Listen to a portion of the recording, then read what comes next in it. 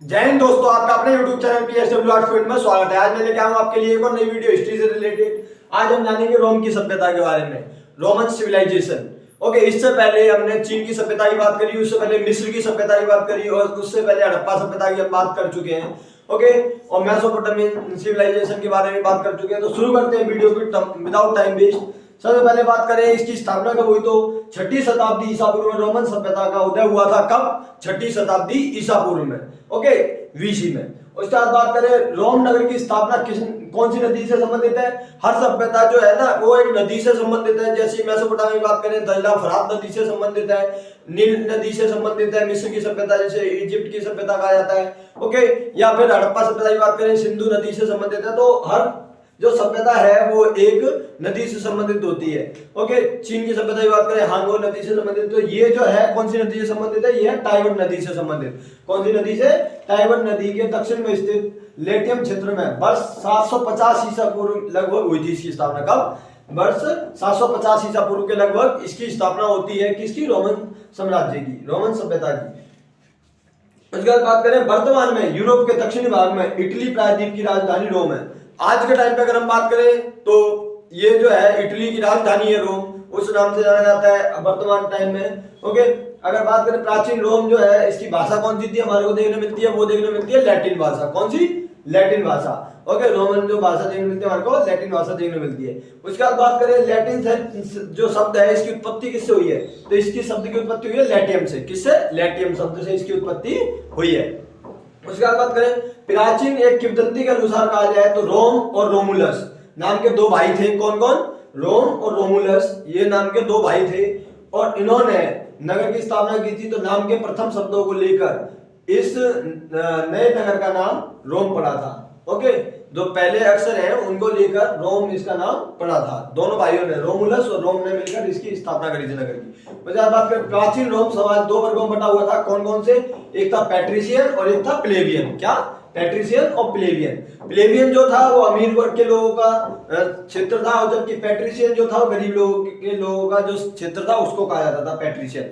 Okay, आगे बात करें अगर हम तो प्राचीन रोम के व्यापारिक संबंधित जो संबंध थे, व्यापारिक संबंध वो किन किन से थे? सुदूर देशों के साथ थे, जिसमें हम बात करें मिस्र की मतलब इजिप्ट की सभ्यता की, या फिर हम बात करें कार्थेज की या फोनेशिया की। तो इन क्षेत्रों से, इन देशों से भी जो है संबंध थे इसके रोमन साम्राज्य के। और उसके बाद हम बात करें जो रोम ने कालांतर में जो गणतंत्र प्रणाली को भी अपनाया था। गणतंत्र प्रणाली जो होती है अपने यहाँ पे, आज जैसे भारत भी गणतांत्रिक देश है तो ये प्रणाली उन्होंने अपना ली थी।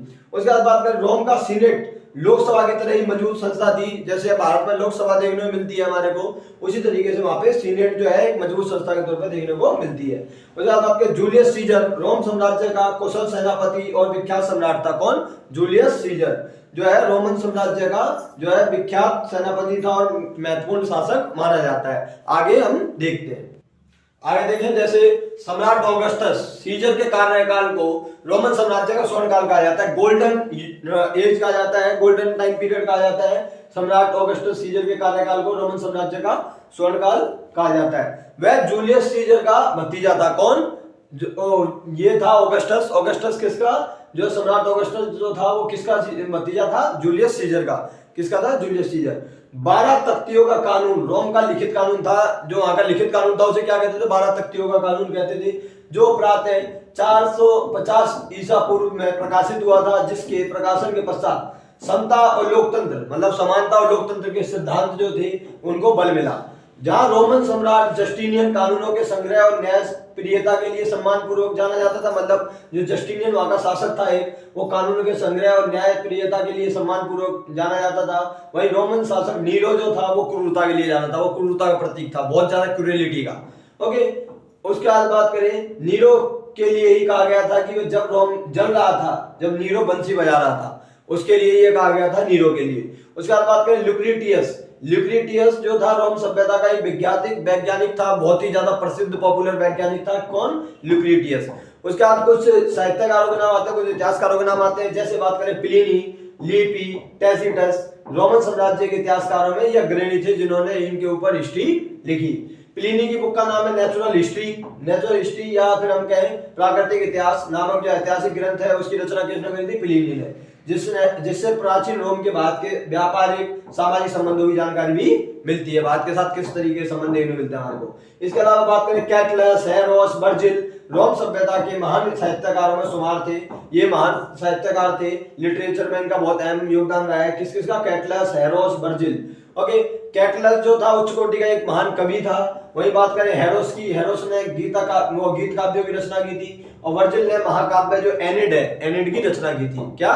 एनिड की रचना करी थी। किसने? वो करी थी वर्जिल ने। उसके बाद बात करें जूलियस सीजर ने कमेंट्री नामक प्रसिद्ध रचना की थी। कमेंट्री इसकी पुस्तक का नाम है जूलियस सीजर की। और सिसरो ने जूलियस सीजर की हत्या कर दी थी। सिसरो रोम का एक महान दार्शनिक और वक्ता था, उसने ही जूलियस सीजर की हत्या करी थी और वो एक निबंधकार भी था।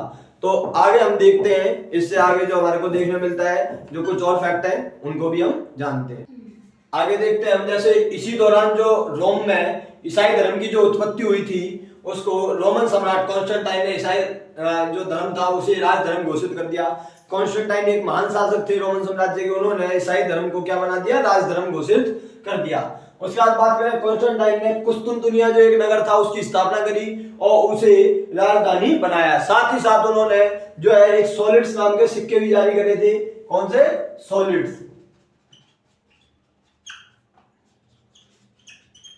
ओके, 4.5 ग्राम शुद्ध सोने के होते थे।